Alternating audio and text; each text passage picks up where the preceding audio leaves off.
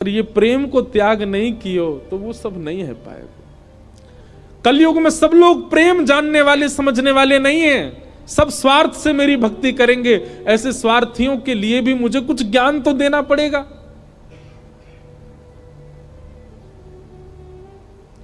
बंधु, हमारे ब्रज के ब्रजवासी पता है क्या कहते हैं? कन्हैया की हिम्मत नहीं कि ब्रज छोड़ के चले जाएं, तो मानव कल्याण जीव उद्धार की बात जब ब्रजवासियों को पता चली कि कन्हैया के जावे ते जीव उद्धार होएगो, तो ब्रजवासी ने अपने अश्रु जल को संकल्प करके पूरे विश्व के कल्याण के लिए श्री कृष्ण रूपी हृदय को दान कर दियो।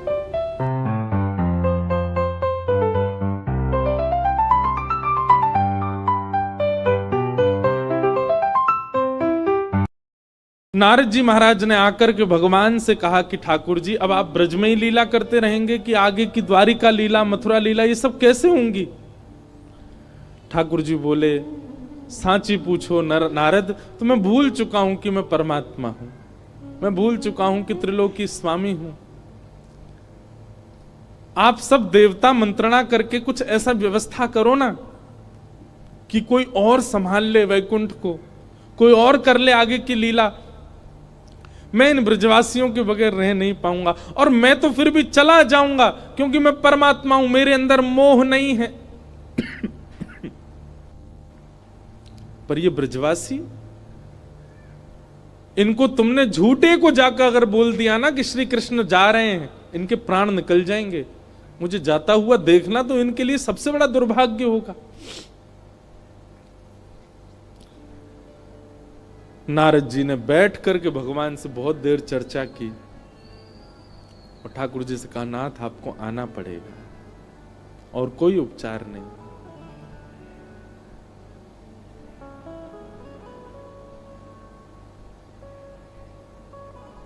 अक्रूर जी महाराज वृंदावन आए और वृंदावन आकर के नंद बाबा यशोदा मैया से कही, कंस ने एक धनुर्यज्ञ किया है और उस धनुर्यज्ञ में आपके दोनों पुत्रों को आमंत्रित किया है।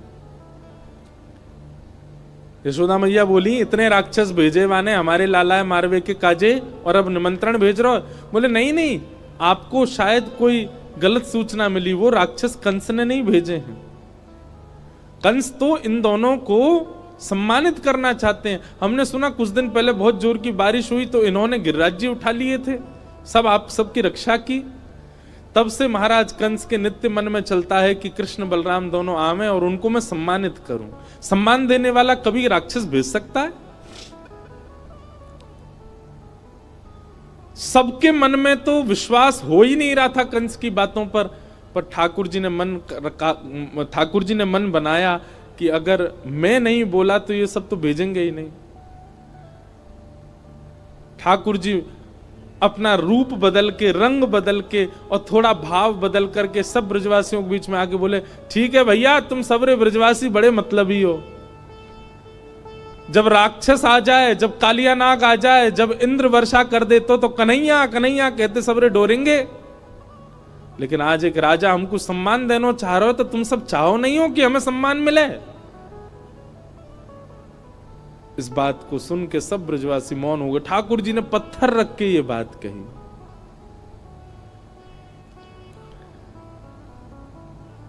अक्रूर जी महाराज ले जाने के लिए आए हैं श्री ठाकुर जी को।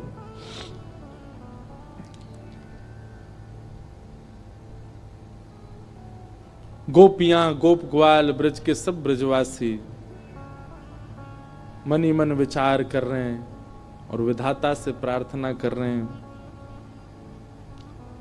कि अहो विधाता स्तवन क्वचित् दया संयोज मैत्र्या प्रणयेन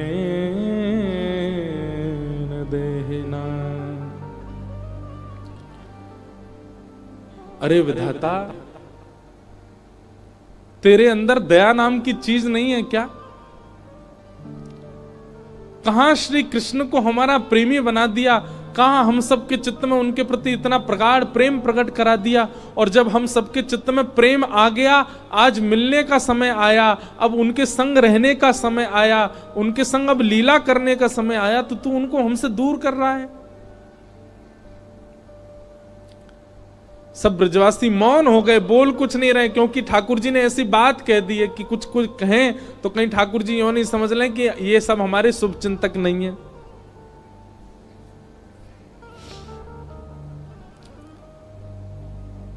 सब ब्रजवासी आज अपने घर नहीं गए, नंद भवन के द्वार पर बैठे हैं और पूरी रात सब सूर्य नारायण से प्रार्थना कर रहे हैं, हे सूर्य नारायण आप कल उदित मत होना, क्योंकि आपके उदित होते ही लाला हमें छोड़ के चलो जाएगो। रात में यशोदा मैया श्री ठाकुर जी को अंग से लगा करके सो रही है, लिपट के सोते हैं मैया से। मैया को तो थोड़ी घबराहट हो रही है कि मेरो लाला 2 दिन के काजे मथुरा जा रहा है, पर ठाकुर जी के हृदय में तो इतनी वेदना है, इतनी वेदना है। बार बार मैया के वक्ष में अपना मुख रख देते हैं और बार बार मैया के तन की सुगंधी को ठाकुर जी भीतर लेते हैं,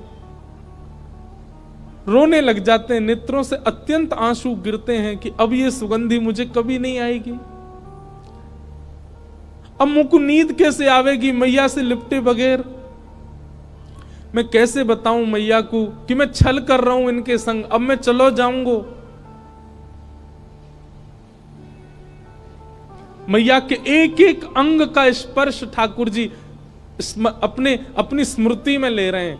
मैया के हाथ कैसे हैं, मैया को वक्ष कैसे, मैया को मुख कैसे, मैया को पेट कैसे, मैया के चरण कैसे, ताकि जब जब याद आवेगी मथुरा जावे के बाद तब तब अपने हाथन को स्पर्श करके स्मरण कर ले करूंगा।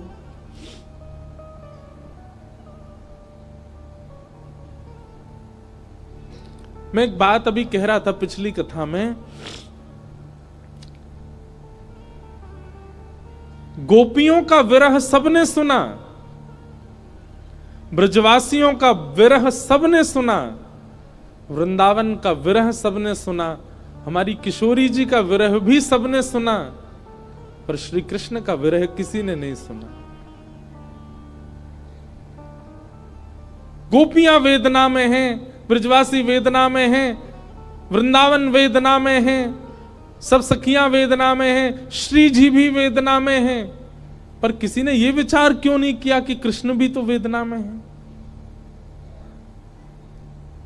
और मैं व्यास मंच पर बैठ करके कह दूं, संत जनों के सानिध्य में मेरे मुख से निकल रही है ये बात,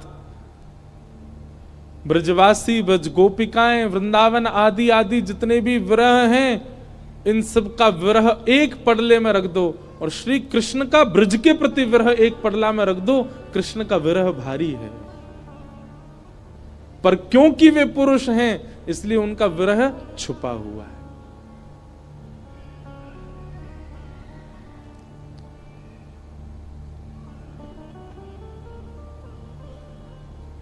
ठाकुर जी कैसे संभाल रहे हैं बंधुओं, देखो पीड़ा चित्त में होना और वही पीड़ा मुख पे आ जाना ये एक सामान्य विरह है, पर पीड़ा चित्त में होना और मुख पे ना आने देना ये एक विशेष विरह है जो श्री कृष्ण का है। द्वारिका लीला में श्री ठाकुर जी नित्य एक ही करवट से सोते हैं। एक दिन रुक्मणी जी ने कहा कि नाथ आप करवट क्यों नहीं लेते, मैंने बहुत दिनों से देखा है आप एक ही करवट से सोते हो, आप रात में जिस तरफ मुख करके सोते सुबह भी वहीं पाते हो, कोई पीड़ा है, आप कभी सीधे नहीं होते, कभी उस तरफ मुख नहीं करते, क्यों? ठाकुर जी कहते हैं रुक्मणी उस तरफ वृंदावन है, द्वारिका से 1500 किलोमीटर दूर है वृंदावन आज की डेट में, और जिस द्वारिका में ठाकुर जी रहते थे वो तो समुद्र में थी, और 2000 किलोमीटर मान लो। ठाकुर जी उस दिशा में चलते नहीं है, उस दिशा की ओर खड़े नहीं होते ज्यादा देर तक जिस दिशा में वृंदावन है। कितना विरह, कितनी याद आती है ठाकुर जी को वृंदावन की। द्वारिका में उन सब दिशाओं में पर्दे पड़े हैं जिन दिशा में वृंदावन है। ठाकुर जी नहीं जाते, सह लेते हैं। आज सुबह सुबह ठाकुर जी यशोदा मैया ते पहले उठ गए और उठ के स्वयं ही स्नान कर लिया। क्यों? क्योंकि अब मैया के ज्यादा स्नेह को मैं आस्वादन करूंगा तो मैं जा नहीं पाऊंगा। मैया उठी, आज आश्चर्यचकित है गई, बोले लाला तू नहा लियो? ठाकुर जी बोले हाँ मैया। तने अपने आप श्रृंगार कियो? अपनो श्रृंगार नहीं किया है ठाकुर जी ने, केवल एक तिलक धारण किया है, एक माला पहनी है बस, और आज ज्यादा विशिष्ट श्रृंगार में नहीं है। बोले मैया मैं जल्दी जल्दी मथुरा जाऊंगा तो फिर जल्दी जल्दी आऊंगा ना, या हमारे मोह लगी, तू तो सो रही है तो सोंदा हूं मैं, जल्दी नहा लियो मैया।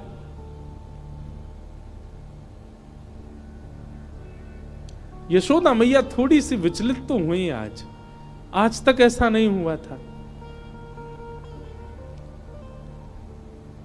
ठाकुर जी ने मन में विचार किया, अक्रूर जी से जाके कहा अभी ब्रह्म मुहूर्त है, सुबह की बेला है, सब ब्रजवासी अभी सो रहे होंगे, मैया यशोदा नंद बाबा उठ जाएं, केवल इनको प्रणाम करके हम चलें मथुरा की ओर। अक्रूर जी महाराज बोले जी भगवान। जैसे ही जाकर के द्वार खोला ठाकुर जी ने, असंख्य गोपियां, असंख्य ग्वाल, सब ब्रजवासी, गैया सब खड़े हैं वहीं पर। और द्वार खुलते ही किसी के मुख से स्वर नहीं निकल रहा, पर नेत्रों से आंसू गिर रहे हैं। ठाकुर जी कह रहे हैं अरे तुम सबरे सोए ना, तुम सब गए ना? अरे भैया इतना उदास काय को है रहे हो, इतना रुदन काय को कर रहे हो? मैं आ जाऊंगा ना, परसों आ जाऊंगा ना मैं। 2 दिना की तो बात है, ऐसे निकल जाएंगे 2 दिना तो।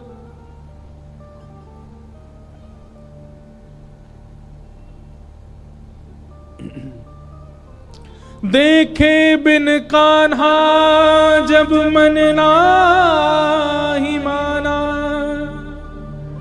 इन आंखों से आज हमने ब्रह्म पहचाना।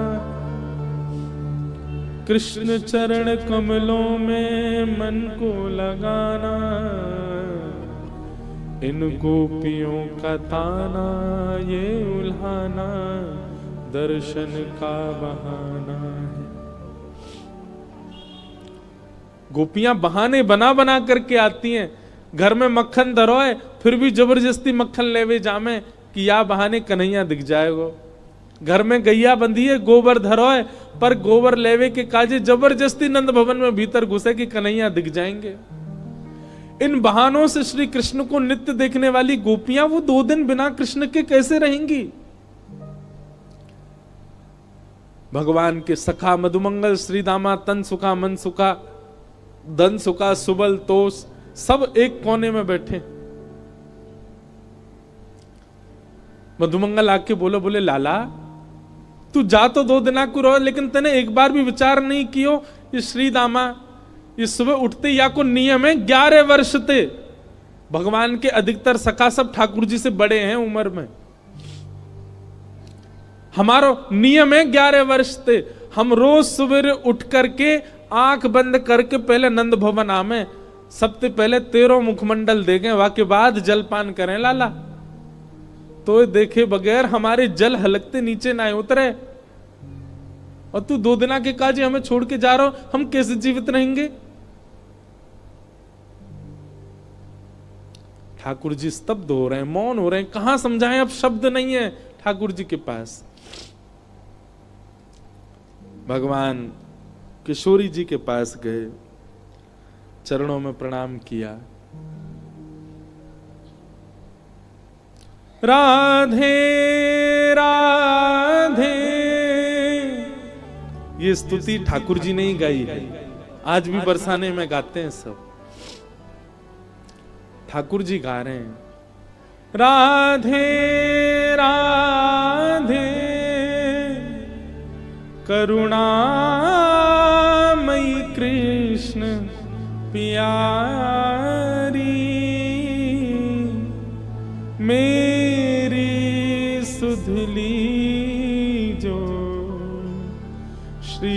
वृषभानु दुलारी, मेरी सुध लीजो श्री वृषभानु दुलारी। हे श्यामा जी, आप तो सब जाने, इस विश्व के कल्याण के लिए, उद्धार के लिए मेरो ब्रज से जानो कितनो जरूरी है। आप तो सब जाने श्यामा जी, मुझ को आज्ञा दो। हे मनोहारिणी रासेश्वरी रस रूपा, हे मनोहारिणी रासेश्वरी रस रूपा, ब्रज विलासिनी ब्रज भामिनी ब्रज की भूपा, ओ ब्रज विलासिनी ब्रज बासन ब्रज की भूपा, ललितादिक सहचरी सर्वज्ञ स्वरूपा, ललितादिक सहचरी सर्वज्ञ स्वरूपा, मेरी सुधली जो श्री वृषभानु दुलारी। ओ मेरी सुध लीजो श्री वृषभानु दुलारी। हे श्यामा जी, बस आगे की यात्रा में आप मुंह पे दृष्टि रखी हो। ठाकुर जी बिना नेत्र मिलाए चर्चा कर रहे हैं।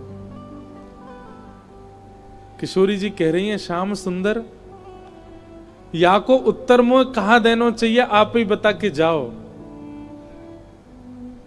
ठाकुर जी बोले क्यों? बोले प्रेमी यदि जा रहे हो है तो दूसरों प्रेमी वाकू रोके नहीं, तो फिर प्रेम काय बात को? प्रेमी जा रहा है तो प्रेमी तो वाकू रोकेगो। लेकिन आप शुभ कार्य के लिए जा रहे हो, मानव कल्याण के लिए जा रहे हो, और शुभ कार्य में यदि कोई जा रहा हो तो उसको टोकना नहीं चाहिए। आप जा रहे हैं विश्व के कल्याण के लिए, मैं आपको रोकूं कैसे, मैं टोकूं कैसे? और मेरो प्रेमी जा रहा है और मैं रोकूं नहीं तो प्रेम कैसा?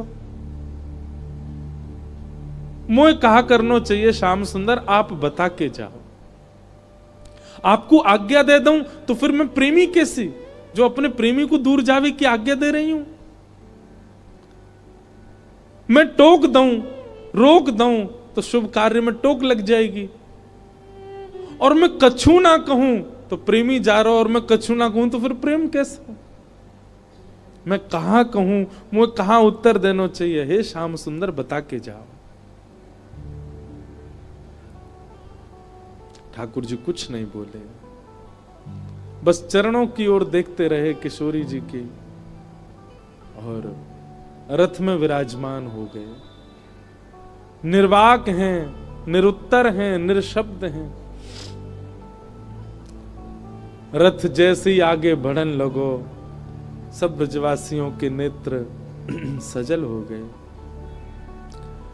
नेक दूर गयो। यहां अक्रूर जी ने इतनी देर में यशोदा मैया को सब सच बता दिया था। मैया, जे तुम्हारो लाला ना है, जे देवकी को लाला है। कंस से रक्षा के लिए 11 वर्ष पूर्व वसुदेव जी इस बालक को लेकर के आपके पास आ गए थे, और आपकी बालिका ले जाकर के कंस को दी थी, जो कि अष्टभुजी देवी बन गई थी। अब जे लाला अपनी जन्मदात्री मैया के पास जा रहा हो, मैया है सके कि अब लौट के नहीं आवे। आप कृपा करो। अक्रूर जी को नहीं बताना चाहिए था यशोदा मैया को, पर उन्होंने बता दिया। मैया को तो रक्त ठंडो पड़ गयो, पैर के नीचे से जमीन खिसक गई।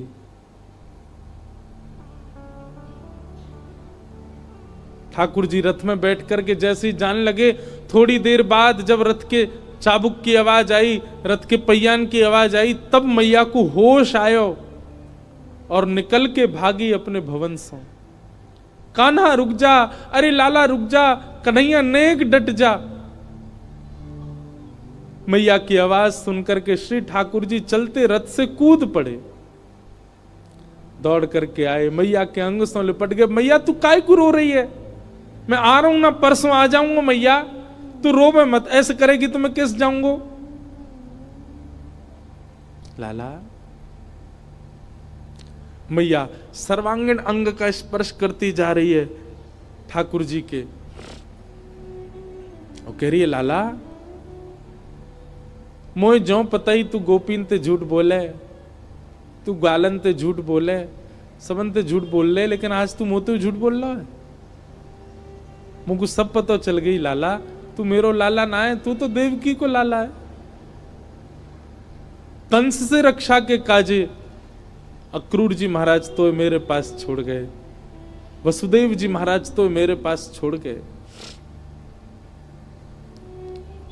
11 वर्ष 56 दिना तक मैंने तेरो पालन पोषण कियो, मक्खन खावे के काजे तो को छड़ी दिखाई, उखल में बांध दियो, कभी तेरे पीछे छड़ी लेकर के भागी, कभी तेरो कान मरोड़ दियो, कभी तेरो हाथ जोड़ते पकड़ लियो लाला, ऐसो कोमल सो मेरो लाला, आज मुझको ग्लानी है रही है, मैंने क्यों कियो ये सब?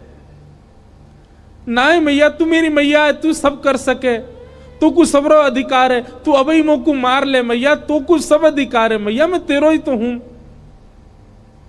लाला तेने बहुत प्रेम दियो मोको, तेने बहुत स्नेह दियो मोको, पर मैं इतनी निष्ठुर नहीं हूं कि एक मैया के प्रेमास्पद को हमेशा के लिए अपने पास रख लूंगी। मैं भी तो मां हूं, मैं भी तो समझूं कि बालक के बिछुड़वे को कष्ट कहा हुआ, आज समझ रही हूं।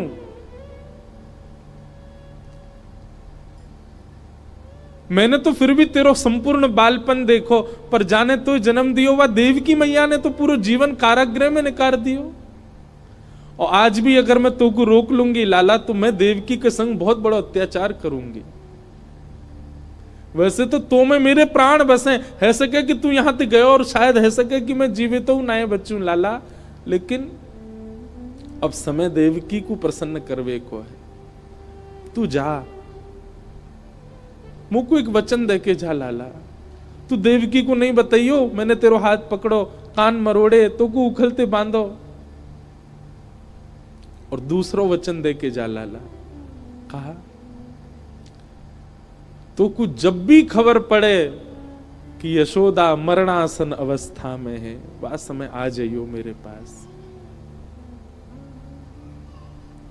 तो को निहार लूंगी, तो को देख लूंगी लाला, तो चैन ते प्राण चले जाएंगे मेरे।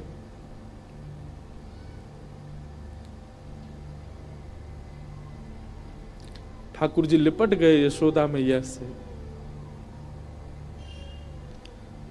सब खड़े रो रहे हैं, अक्रूर जी तक रुदन कर रहे हैं जो ठाकुर जी को लेने आए। ठाकुर जी बोले मैया तू ब्रजवासी ने मत बताइयो ये बात, ये सब प्राण त्याग देंगे अपने, इन्हें तू यहीं रहने दियो कि मैं परसों आ जाऊंगा। और मैया तू अपना ध्यान रखियो, मैं आ जाऊंगा जल्दी। चरणों में प्रणाम करके जैसे श्री कृष्ण मुड़े हैं रथ की ओर, यशोदा जी मूर्छित हो गए। ठाकुर जी ने गोद में भर लिया, सब ब्रजवासियों से कहा मैया को संभालो। सब ब्रजवासी संभालने लगे। बार बार ठाकुर जी मन में विचार करें मैं नहीं जाऊं, पर ब्रह्मांड दिखाई देवे, त्रिलोकी दिखाई देवे, द्वारिका दिखाई देवे, जीव उद्धार दिखाई देवे, हम मानवन को कल्याण दिखाई देवे, गीता को उपदेश दिखाई देवे, महाभारत को युद्ध दिखाई देवे, अर्जुन पर कृपा दिखाई देवे। इन सब के आगे ब्रज का प्रेम तोलने का विषय नहीं है, पर अगर ये प्रेम को त्याग नहीं कियो तो वो सब नहीं है पाएगा। कलयुग में सब लोग प्रेम जानने वाले समझने वाले नहीं हैं, सब स्वार्थ से मेरी भक्ति करेंगे। ऐसे स्वार्थियों के लिए भी मुझे कुछ ज्ञान तो देना पड़ेगा।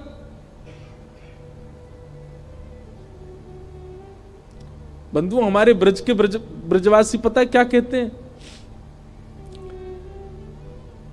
कन्हैया की हिम्मत नहीं कि ब्रज छोड़ के चले जाएं, तो मानव कल्याण जीव उद्धार की बात जब ब्रजवासियों को पता चली कि कन्हैया के जावेते जीव उद्धार होएगो, तो ब्रजवासी ने अपने अश्रु जल को संकल्प करके पूरे विश्व के कल्याण के लिए श्री कृष्ण रूपी हृदय को दान कर दियो। जैसे दान कियो जाए अपनी बहुमूल्य वस्तु को, ऐसी ब्रजवासी ने अपने अश्रु जल को हाथ में लेकर के पूरे विश्व के कल्याण के लिए कि जाओ पूरा विश्व अपना कल्याण कर लो, इनकी वाणी सुन के, इनकी लीला सुन के, इनके वचन सुन करके सब लोग तृप्त है जाओ, वैकुंठ और स्वर्ग के गामी बन जाओ। वैसे तो हमारे प्राण बसे इनमें, पर इनके जावे से यदि सबको कल्याण है जाए तो हम सब इनको भेज नहीं रहे हैं, इनको दान कर रहे हैं आप सबन के उद्धार के लिए। ब्रजवासियों ने दान किया है श्री कृष्ण का विश्व को, नहीं तो कृष्ण हिल नहीं सकते वृंदावन से बिना ब्रजवासियों की इच्छा से।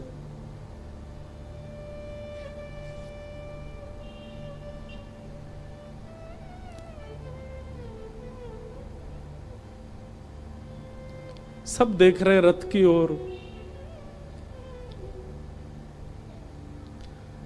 मधुमंगल श्रीदामा चर्चा कर रहे हैं, बोले सुन देखियो लाला अभी आवेगो वापस, वो हमारे बिना रह ही ना पावेगो। इतनो स्नेह इतनो प्रेम जो वाकू दे दियो, जा ही ना पावेगो।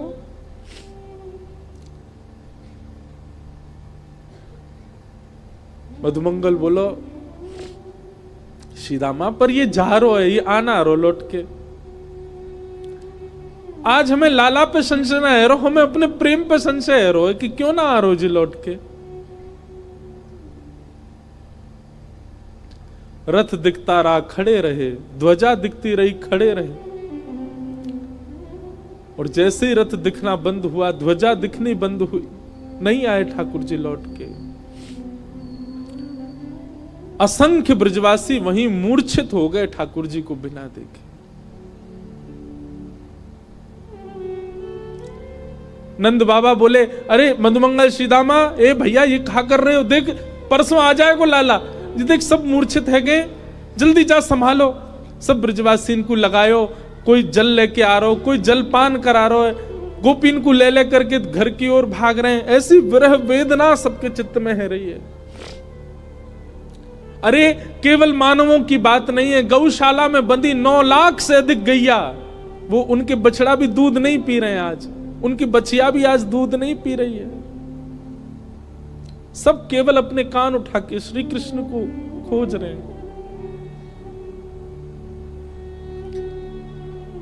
बंधुओं एक बात कहूं आपसे, लिख लीजिएगा, बद्रीनाथ आपको मुक्ति दे सकता है, जगन्नाथ आपको महाप्रसाद देंगे, द्वारिका आपको सुख देगा, रामेश्वरम आपको पुण्य देगा, वृंदावन केवल विरह दे सकता है।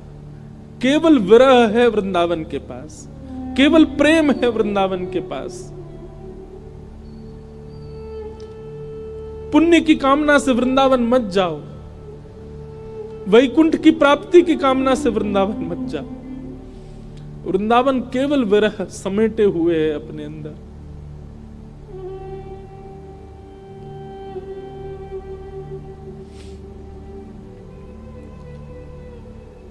हमारे ब्रज में कहते हैं, वृंदावनम परित्यज्य पाद मेकम न गच्छति।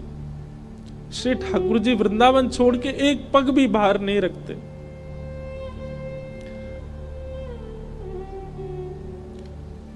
तन गया है ठाकुर जी का द्वारिका मथुरा, आत्मा तो आज भी वृंदावन में ही है, प्राण तो अभी भी वृंदावन में ही है श्री ठाकुर जी के। वो कभी नहीं जा सकते वृंदावन छोड़ करके। क्यों ब्रजवासियों के प्राण नहीं निकल गए कृष्ण विरह में? क्योंकि अब स्थूल रूप से भले ही कृष्ण नहीं दिख रहे हैं, सबके अंतस्थ में श्री कृष्ण बैठ गए हैं। गोपियां नेत्र बंद करके अपने अंतस्थ में ही अनुभव कर रही हैं। ऐसा लगता है कृष्ण छू रहे हैं, पर आंख खोल के देखती हैं तो है नहीं। ये अनुभव ब्रजवासियों को जीवित रखता है। प्रत्यक्ष में वो स्थिति नहीं है।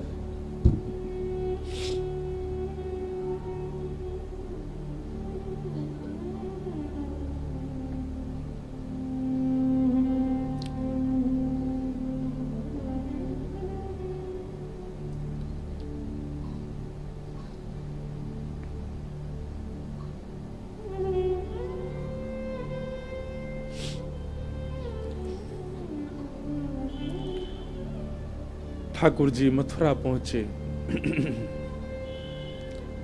मथुरा आकर के श्री ठाकुर जी ने कुबला पीड़ हाथी का वध किया। अब ठाकुर जी की लीला में आपको ऐश्वर्य ज्यादा दिखेगा, क्योंकि प्रेमी श्री कृष्ण तो वृंदावन ही रह गए। ऐसा भी कहूं कि ठाकुर जी का स्वभाव वृंदावन में रह गया, अब प्रभाव आगे आ रहा है।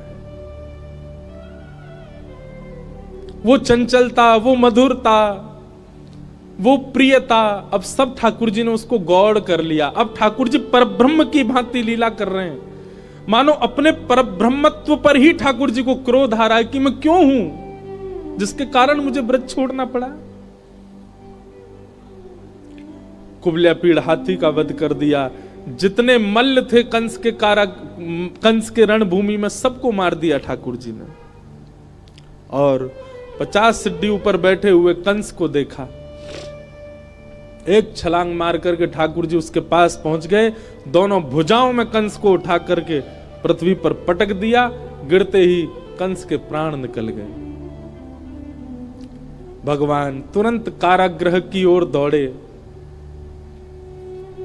बंधु एक बात कहूं, ठाकुर जी का एक खेल है, विरह और संयोग, संयोग और वियोग।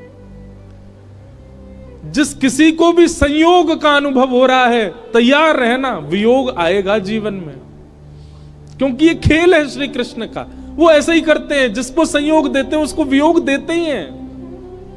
और जो कोई भी रुदन कर रहा है, जिसके भी चित्त में वियोग, जिसके भी जीवन में वियोग है, परेशान मत होना, एक दिन संयोग होगा।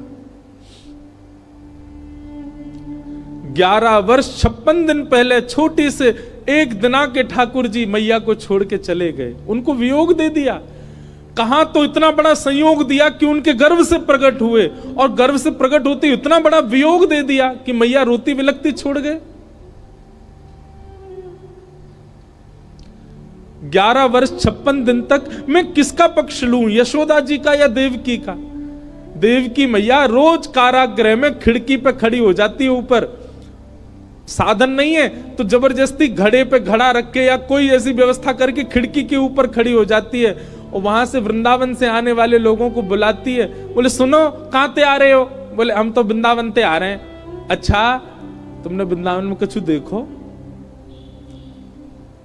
अरे बड़ी सुंदर लता गुल्म, यमुना जी, ऐसी रेणु, ऐसी गैया, ऐसे गोप ग्वाल। देवकी मैया बोले सबसे सुंदर कहा है वृंदावन में? मैया सबसे सुंदर तो यशोदा को लाला है।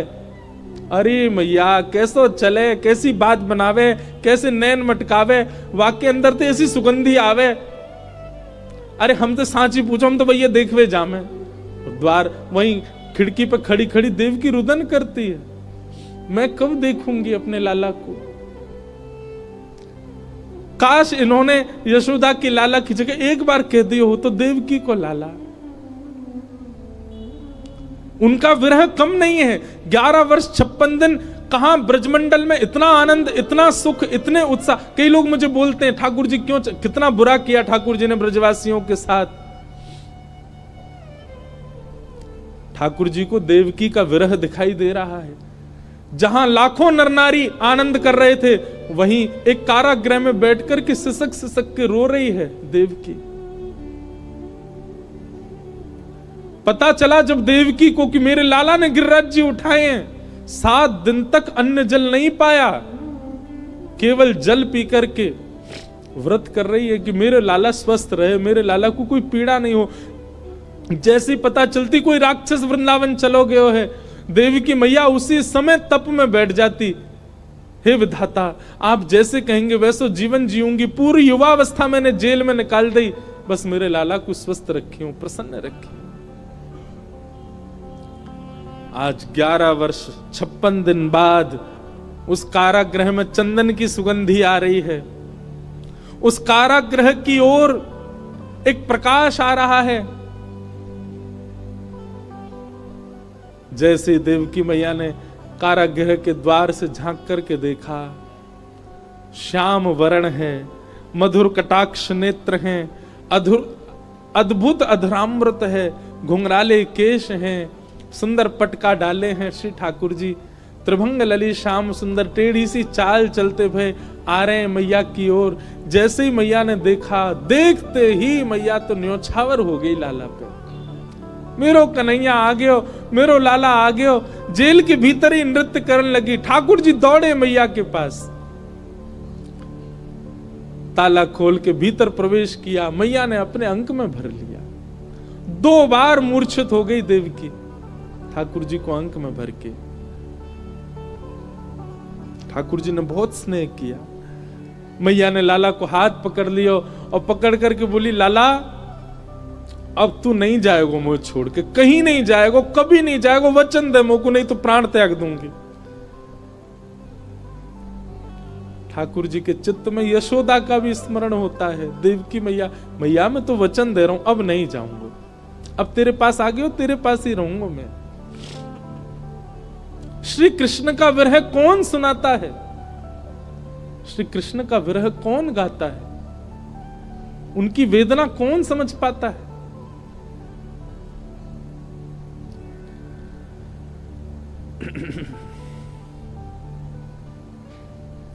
ठाकुर जी ने अपने नाना उग्रसेन को मथुरा का राजा बनाया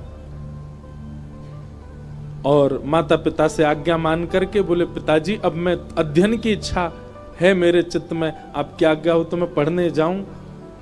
वसुदेव देवकी की आज्ञा से श्री ठाकुर जी सांदीपनी गुरुकुल अवंतिका उज्जैन पढ़ने के लिए गए और वहां सांदीपनी उपाध्याय के यहां श्री ठाकुर जी ने संपूर्ण शिक्षा ग्रहण की।